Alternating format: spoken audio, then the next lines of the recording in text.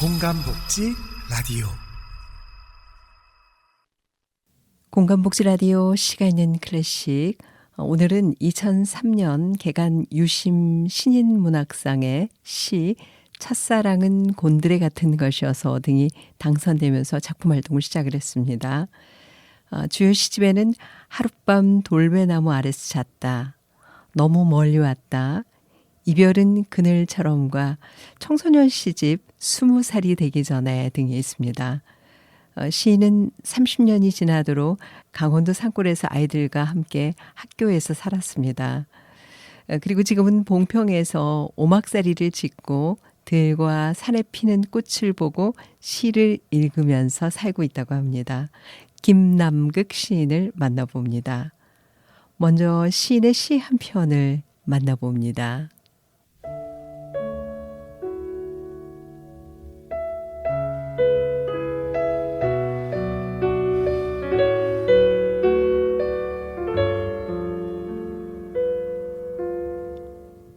내가 쓰고 싶은 시, 김남극.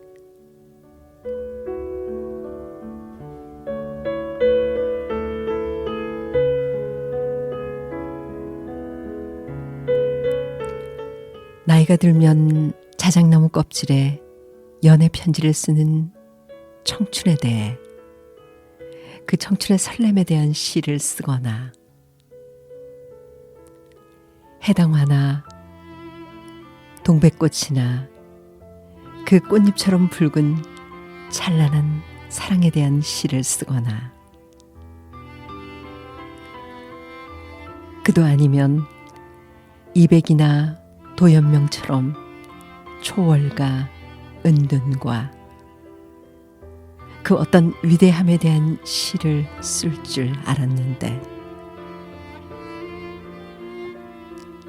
여전히 나의 시는 분노로 가득 차 있고, 여전히 쓸쓸하고 외롭고 또 가엾은 것들 뿐이다. 세월호는 여전히 인양되지 않았고, 일용직 노동자의 주검은 장례전이니, 나는 언제쯤에 가닿으면 풀잎 이슬에 비친 사랑의 애틋함이나 소한 들판에서 바람을 견디는 저 절정의 경건함에 대해 쓸 수 있으랴.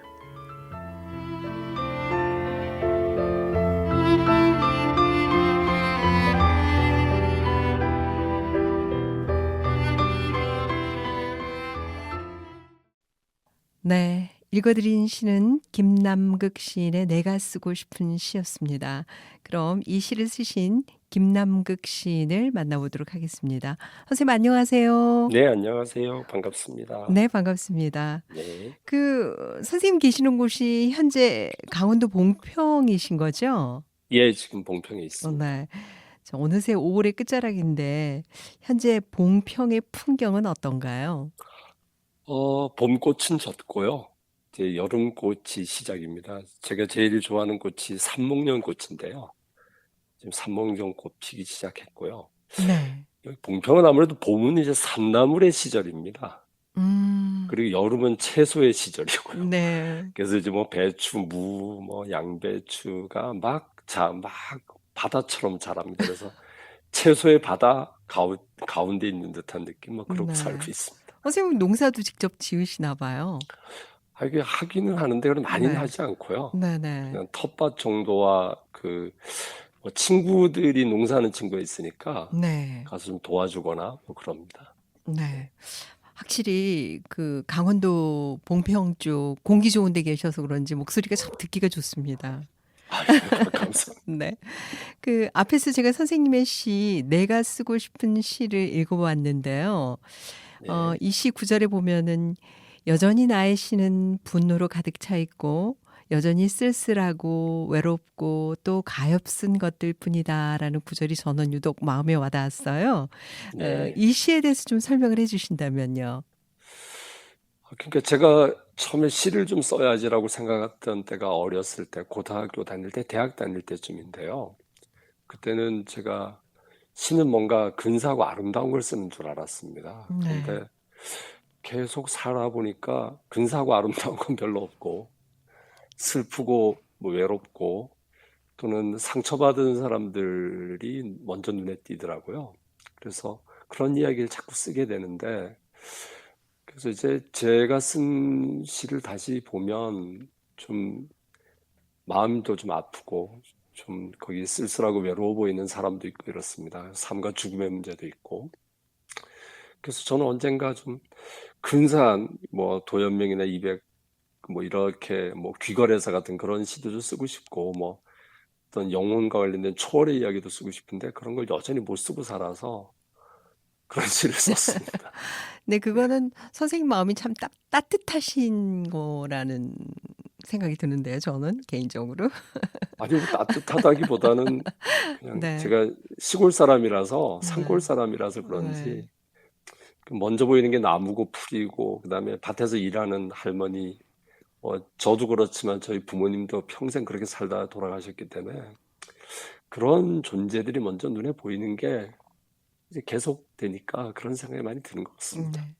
네. 2003년에 개간 유심 신인문학상에서 시 "첫사랑은 곤드레 같은 것이었어"라는 시가 당선이 되면서 작품 활동을 네네네. 시작을 하셨잖아요. 근데 네네. 사실 저 곤드레밥 정말 좋아하거든요. 근데 저뿐만이 아니라 주변의 네. 여성분들이 되게 곤드레밥을 좋아하시더라고요. 네네. 근데 왜 선생님께서는 첫사랑이 곤드레 같다고 하셨을까 상당히 궁금해지더라고요.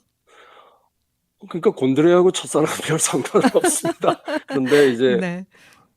제가 중학교 때 좋아했던 첫사랑이었던 어떤 여자아이가 있는데 네. 그 아이 옆집이 곤드레 밥집이에요. 네. 그래서 그 곤드레 밥집에서 곤드레 밥을 먹다가 순간적으로 그 여자아이의 첫사랑 생각이 났고요. 네. 근데 생각해 보니까 곤드레하고 첫사랑하고 많이 닮은 지점이 있어 보여요. 그러니까 곤드레가 이제 되게 튼실하게 잘 자라거든요. 네. 근데 굉장히 연해요. 음. 그래서 그 곤드레의 모습이 마치 그 첫사랑 때 그 여자아이와 좀 닮은 듯하고 그런데 이게 곤드레는 가서 이렇게 손으로 꺾어 보면 툭 하고 잘 부러져요. 잘 끊어지거든요. 네. 그러니까 첫사랑은 그렇게 금방 빨리 끊어지는 듯하기도 하고 아 뭐 그런 네. 느낌들이 이제 담겨서 근데 이 시는 약간 그런 생각을 해봤어요. 뭐냐면 더 이상 이제 첫사랑의 감정을 가질 수 없는 어른이 되어버린 나.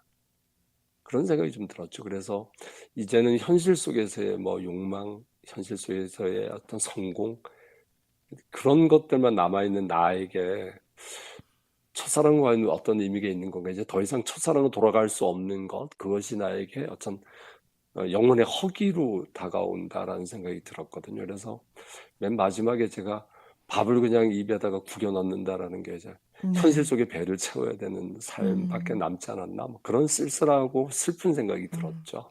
어쨌든 첫사랑과 곤드레는 좀 안 어울릴 것 같은데 선생님 설명을 듣고 나니까 또 잘 어울릴 것 같네요. 네, 그러니까 그 네. 음식으로 또 드셔도 되는데 네.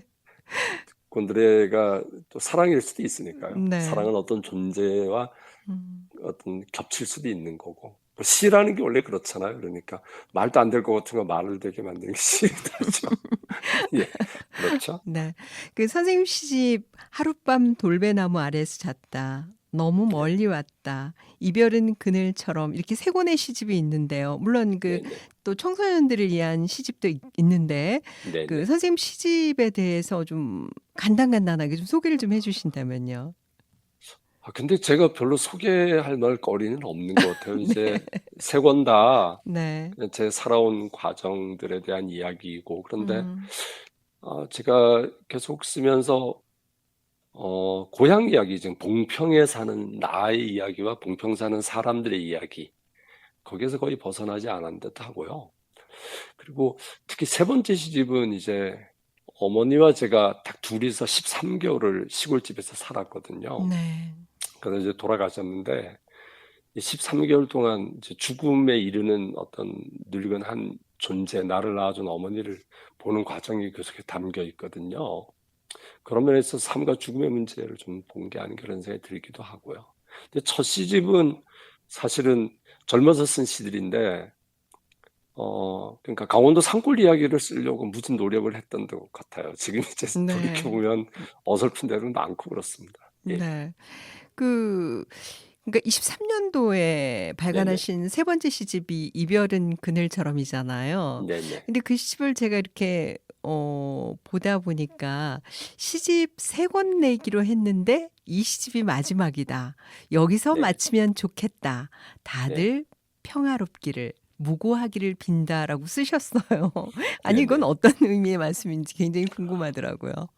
제가 처음에 이제 시인이 됐을 때 생각이 3 권이면 된다고 생각을 했던 거예요. 지금도 그 생각이 변함이 별로 없는데 시인이 말을 많이 한다는 건 좋은 게 아닌다는 생각이 들었고요. 그리고 더군다나 어 비슷한 이야기를 계속 책으로 여러 권을 내는 건 그거는 뭐 바람직하지 않다는 제 생각이 담겨 있는 말입니다. 그리고 또 한 가지는 그 어머니가 죽음에 이르는 과정을 보고 나서 삶과 죽음의 문제에 대해서 굉장히 좀 힘들었거든요. 그러면서 삶과 죽음의 문제를 이야기했기 때문에 더 이상 할 얘기가 사실 없더라. 음. 그런 얘기입니다. 그래서 그 2023년도에 원고 정리하면서 이제 더 이상 시를 쓸 수 없겠고 더 이상 쓸 게 없다라는 생각을 좀 많이 했었습니다. 그래서 그렇게 했는데 여전히 지금도 뭔가 더 쓸 수는 없을 것 같다는 생각이 들긴 합니다. 그런데 더 써야 할 것들은 자꾸 눈에 보여요. 그런데 네. 쓰는 건 힘들어 보입니다. 네. 네. 우리 선생님께서는 이제 오랫동안 고향에서 아이들을 가르치는 네네네. 교직 생활을 이제 병행해 오신 거잖아요. 네네. 우리 선생님은 굉장히 좋은 선생님이셨을 것 같은데. 어, 아닙니다. 저는 그냥 아이들 눈에 보면 꼰대였을 거고요. 아, 정말요? 근데 어, 그러니까 젊어서는 아이들이 이쁜 줄 사실 잘 몰랐고요. 근데 이제 제가 결혼하고 제가 아이를 낳아서 이제 아이가 성장하는 걸 보면서 네. 내 아이를 보는 눈으로 이제 아이들을 보게 되니까 아이들이 예뻐 보이더라고요. 솔직히 고백하자면 그렇습니다. 네. 그래서 나이 들면서 아이들이 이뻐졌고 그런데 여전히 뭐 저는 꼰대 같은 사람이었는데 아이들 중에 가끔은 이제 제가 자기를 좋아하는 줄 아는 아이들이 있거든요. 네. 그런 아이들과 함께 사는 게 굉장히 좋았습니다. 음, 근데 그렇게 좋은 선생님은 못 됐다는 생각이 들었죠. 저는 늘 반듯해야 되고 바람직해야 되고 공부도 열심히 해야 된다 이런 이야기만 했던 별로 좋지 않은 선생님이었던 것 같습니다. 네. 반듯해야 근데 저는 되고, 네. 시골에만 있어서 네네. 제가 이제 도시에서 잠깐 이제 국어 선생님을 하긴 했는데 네네네. 거의 뭐 30년 이상을 시골에서만 있어서 네. 뭐 하여튼 촌 학교의 그러니까 선생님보다는 동네 아저씨 같은 사람으로 많이 음, 살았습니다. 음. 네. 선생님은 그렇게 말씀하시지만 제가 느끼기엔 정말 좋은 선생님이셨을 것 같아요. 아니 그 그러니까 문학 시간에 아이들 데리고 봉평장에 장 보러도 가고 막 이럽니다. 그러니까요. 얼마나 예, 좋은 예, 예. 선생님이에요. 그리고 이제 네. 메밀국수집에 가가지고 애들 어 국수도 사주고 막 이러니까 네. 아이들이 좋아하긴 합니다. 네. 네. 그 아이들이 선생님이 유명한 시인이라는 건 알고 있어요? 아니면은 아닙니다. 모릅니다. 아 그래요? 예, 아니 거의 혹시 모르고요. 예. 선생님 영향을 받아 가지고 뭐 '나도 커서 시인이 될 거야.' 이러는 학생들도 있을 것 같긴 한데.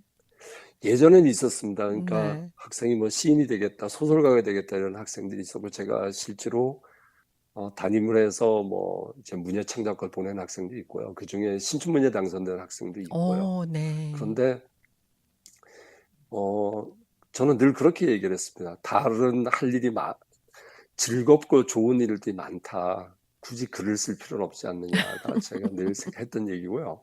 네. 그래서 제가 그 아이들한테 늘 그랬습니다. 음. 영화를 하든 연극을 하든 아니면 경영학과를 가서 돈을 벌든 좋은 일이 많다. 음. 왜 하필 글을 쓰려고 그러고 저는 늘 그렇게 얘기해서 아이들이 이제 의아스럽게 생각했죠. 네. 아니 저 사람 작가라는 사람이 음. 오히려 글을 쓰라고 해야 될 텐데 근데 네. 저는 기본적으로 작가가 삶이 쉬운 삶이 아니기 때문에 아이들이 그 삶을 본인이 스스로 선택해서 가면 어쩔 수 없지만 저는 그 길을 가라고 얘기하고 싶지는 않았습니다. 쉬운 길은 아니거든요. 네. 예, 그렇죠. 쉬운 길이 아니죠, 정말. 예, 예, 예. 네. 그 선생님의 시는 화려한 중심부보다 작고 소외된 것들 또 눈에 잘 띄지 않는 풍경을 응시하고 있는 그런 시들이 많은 것 같은데요. 그 시를 쓸 때 어떤 존재들에게 가장 먼저 마음과 시선이 가 닿으시는지요? 그러니까 제가 제일 처음에 이제 대학 고등학교 2, 3학년 뭐 대학을 갈 때 그때쯤에부터 지금까지 계속 변함이 없었던 게 그러니까 제 자신도 그렇게 세상의 중심에 선 사람이 못 되고요. 저희 부모님도 그런 분이었고 제가 살고 있는 동네 사람들을 보면 그러니까 뭐 큰 주류의 삶을 사는 사람들은 없거든요. 그런데 사실은 제가 생각하는 문학의 가치는 거기 있다고 생각합니다. 그러니까 주류의 삶, 역사 교과서에 나오는 삶을 이야기하는 문학이 아니고 그 거대한 흐름에서 소외되거나 짓밟히거나 거기에서 상처받은 사람들을 다시 재조명해주고 그들을 보는 게 문학이다라는 생각을 저는 지금도 갖고 있는데요. 그 생각이 제가 아마 80년대 대학을 다녀서 그럴 수도 있습니다. 그리고 강원도 완전히 궁벽한 산골 사람이라서 그럴 수도 있는데 지금까지 그 시선에서 벗어나지 못하는 것 같아요. 근데 어쨌든 문학의 본령은 거기 있지 않나라는 생각은 지금 여전히 하고 있습니다. 네. 네. 저 선생님이 계신 봉평하면은 그 유명한 메밀꽃 필 네네네. 무렵의 이효석 선생님 네. 고향이잖아요. 네네. 그 소설지의 배경지이기도 한데 저도 가봤습니다. 오래전에 다녀온 기억이 네네. 있는데 정말 너무 좋았거든요. 혹시 잘 모르시는 분들을 위해서 잠깐 또 그 봉평을 좀 소개를 해 주신다면요. 그냥 강원도 산골입니다. 네. 그러니까 산이 예쁘고 산이 네. 뭐 깊고 물도 맑고 그런 곳인데 네. 그 우리 이효석 근데 선생님을 기리기 위해서 여러 가지 행사들도 많이 하잖아요. 그 제가 한복판에 서서 만든 것도 제가 뭐 이효성 음. 문화권도 만든 사람이고 아 그러시군요. 뭐 네. 효성문화제라고 메밀꽃 축제라고만 하는 네네. 축제를 만들고 뭐 한 20몇 년 동안 일을 한 사람이기도 하죠. 그런데 그건 좀 사연이 있습니다. 뭐냐면 이렇게 90년대 들어서면서 이제 뭐 수익 개방되고 농산물 개방되고 뭐 그 이제 농촌의 인구가 줄고 이랬잖아요. 그때 이제 마을을 어떻게 살릴 건가 고민을 했습니다. 그리고 그때 문학을 팔면 돈이 되겠다는 생각을 했죠. 그러니까 네. 이게 K컬처의 원조가 여기쯤일 수도 있습니다. 네. 그렇군요. 그래서 메밀꽃, 이효성 문학, 그다음에 이제 메밀꽃, 이효성 문학, 메밀국수. 먹을거리, 볼거리, 생각할거리. 이것을 적절히 잘 조화시킬 수 있는 것들을 계속 만들어냈던 거죠. 그래서 특이한 점이 이렇습니다. 2000년도에 봉평면의 인구가 4,700명이었거든요. 네. 지금은 5,700명입니다. 아. 그러니까 많이 늘은 어, 거 아닌가요? 인구가 1,000명이 네. 늘었죠. 1000명이 늘었으니까. 근데 네. 전국에서 면 단위에서 인구가 1,000명이 는 곳은 제주도의 몇몇 곳 빼고는 봉평이 유일합니다. 그렇죠. 네. 그러니까 이게 이효석이라는 분이 좋은 소설을 써놓고 돌아가시긴 했지만 음. 그것을 어떻게 우리가 우리의 삶으로 다시 이어받아서 좀 더 근사하게 지역이 사람이 살만한 곳을 만드느냐 이런 데 대한 고민을 많이 해서 성공한 곳이라고 볼 수 있죠. 네. 거기에 이제 뭐, 선생님 많이 기여를 하셨네요. 그냥 젊은 시절 한 20년 동안을 행서형 네. 인간으로 살았죠. 네. 그러셨군요. 그렇습니다. 그 네, 가끔 이제 봉평을 찾아오는 문인들이나 지인분들도 많으실 텐데 네네. 그분들이 오시면은 꼭 데려가시는 선생님만의 뭐 단골 아지트라고 할까요? 뭐 음식점도 좋고 찻집도 좋고 뭐 어, 산책로가 또 있다면 계절마다 좀 다릅니다. 아 그래요? 예, 네. 봄에는 아까 말씀하신 산나물의 계절이거든요. 네. 그래서 이제 오신 분하고 산나물 뜯으러 갑니다. 그리고 산나물 그 뜯어. 산나물 뜯어서 네. 와서 뭐 고기를 굽거나 뭐 이렇게 해서 맛있게 네. 먹고요. 여름에는 개울로 고기 잡으러 가서 음. 철렵하고요. 네. 특히 이제 6월 한 말쯤 되면은 여기에 그 반딧불이가 정말 그 영화처럼 나오는 동네가 곳이 있거든요. 좀 보고 싶다. 네. 예, 그래서 근데 그 반딧불이가 새벽 2시 반에 나옵니다. 아 네. 그래서 작가들하고 같이 반딧불이를 보기도 하고요. 네. 겨울에는 이제 그 상구대가 가장 아름다운 곳이 여기 있거든요. 네네네. 태기산이라는 곳인데 태기산에 상고대를 보러 가기도 하고 그래서 계절마다 다 다른데 어쨌든 가장 좋은 건 아무래도 아름다운 자연이겠죠. 그렇죠. 그래서 자연의 다양한 모습들을 보러 가는 게 이제 저희들이 작가들하고 가장 열심히 하는 일입니다. 네. 그리고 다른 데 오신 분들이 제일 좋아하는 게 그거 같습니다. 네. 네. 저도 꼭 한번 가보고 싶네요, 다시. 오십시오. 네. 자, 그럼 여기서 선생님이 시 한 편을 직접 낭송을 해주셔야 되는데 어떤 시를 낭송해 주실까요? 지금 제가 이제 내 등이 너무 멀다라는 시인데요. 네. 이게 좀 사연이 있습니다. 그 블랙리스트 사건이 있었지 않습니까? 음, 그때 이제 저도 블랙리스트에 올라가 있는 시인이었는데 네. 그 블랙리스트에 있는 시인들이 시를 한 편씩 써서 이제 작품집을 낸 적이 있거든요. 네네. 그 시집에 실렸던 시입니다. 네. 자, 그러면은 부탁드리겠습니다. 내 등이 너무 멀다. 김남극. 새벽에 잠이 깨었는데 등이 가렵다. 양손을 이리저리 더듬거리니 겨우 가려운 곳에 손이 닿았다. 내가 내 등을 긁는 마음으로 저녁까지 옥수수밭을 맸다. 자려고 누웠는데 등이 가렵다. 양손을 이리저리 휘둘러도 가려운 곳에 닿지 않는다. 내 등이 너무 멀다. 하루 땅에 엎드린 공력이 내 등을 긁을 수 없는 불귀의 몸으로 남는 작년의 저녁쯤 새벽에 깨어 가려운 등을 또 긁는다. 네, 선생님 여기까지인가요? 네, 그렇습니다. 이 시는 이제 요즘 그 노동의 가치에 대한 생각을 이제는 좀 안 하는 시대가 됐지 않습니까? 네. 그래서 사실은 근데 제가 육체 노동을 해보면 너무너무 힘든데 우리의 엄마, 아버지, 할아버지, 할머니 또는 저와 같이 지내는 분들은 다 육체 노동을 하면서 살거든요. 네. 그래서 그때 이제 블랙리스트 시집 내면서 제가 좀 고리타분하긴 하지만 몸을 움직인 사람의 정서를 한번 이야기해보고 싶은 그런 마음을 가지고 쓴 시입니다. 네. 내 등이 너무 멀다. 라는 시였습니다. 많은 독자들이 선생님 시를 읽으면은 마음이 차분해지고 위로를 받는다고 하던데요. 정작 네. 선생님은 스스로 쓴 시를 다시 읽으실 때 아까처럼 어떤 기분이 드시는지도 궁금해요. 근데 이제 저는 제가 쓴 시를 거의 안 읽습니다. 오늘 읽으셨잖아요. 예, 오늘처럼 할 수 없이 읽는 거고요. 네. 이제 제가 쓴 시를 왜 잘 안 읽지? 저는 이제 시집을 내는데 굉장히 게으릅니다. 근데 이유가 뭐냐면 제가 쓴 거를 어쩌다 읽어보면 늘 슬프고 괴롭고 힘든 얘기밖에 없어요. 그러면 다시 그 감정 상태로 돌아가는 게 사람이 굉장히 싫죠. 네. 그래서 저는 제가 쓴 걸 잘 안 읽습니다. 그래서 어떤 분들이 어떤 때는 제가 쓴 건지 아주 좀 생경할 때도 있습니다. 네.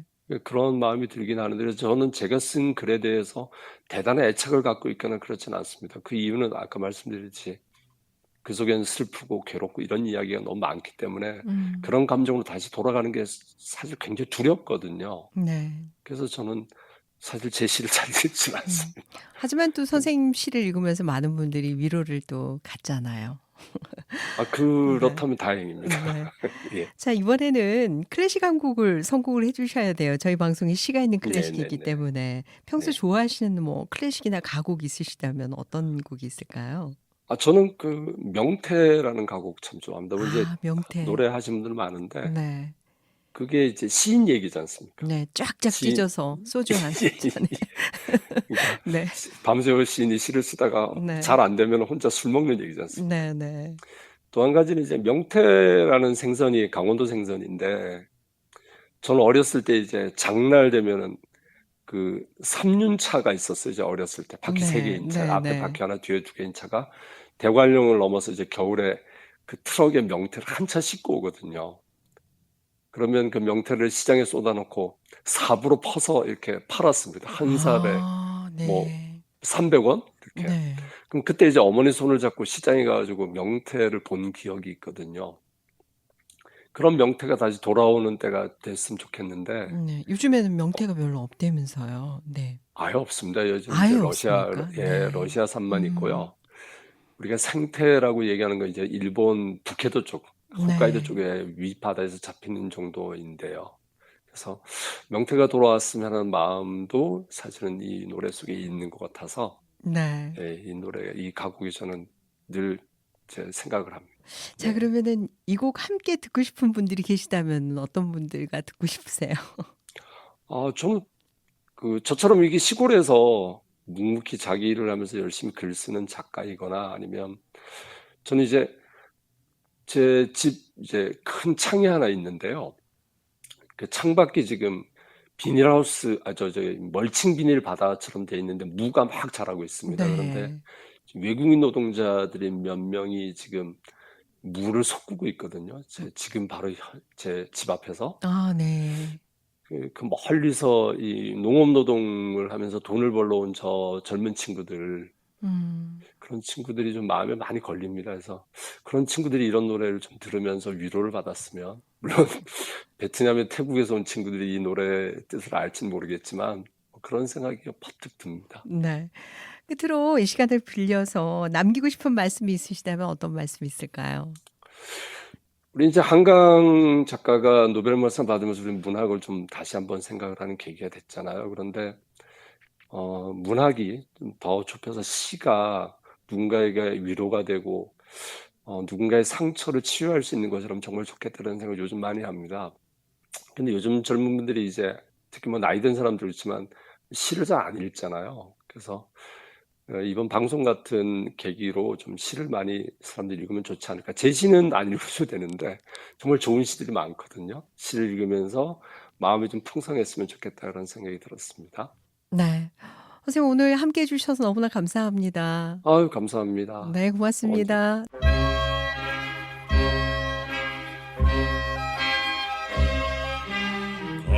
간푸른 바다 밑에서 줄지어 떼지어 찬물을 호흡하고 길이나 대구리가 글대로 컸을 때 내 사랑하는 짝들과 노산꼬리 지며 춤추며 밀려다니다가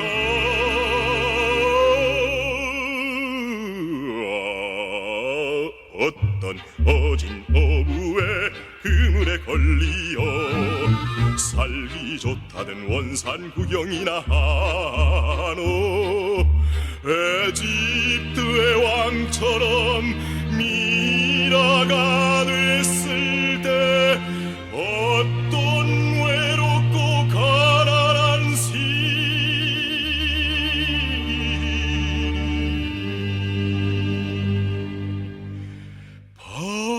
밤늦게 시를 쓰다가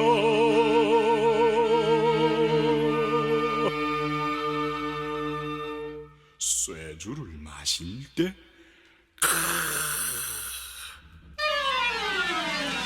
그의 시가 되어도 좋다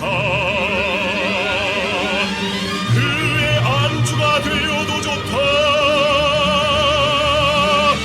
짝짝 찢어지어 내 몸은 없어질지라도 내 이름만 남아 있으리라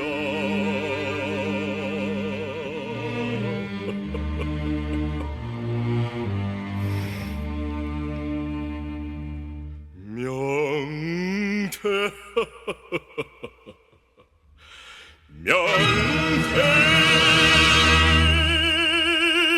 명태라고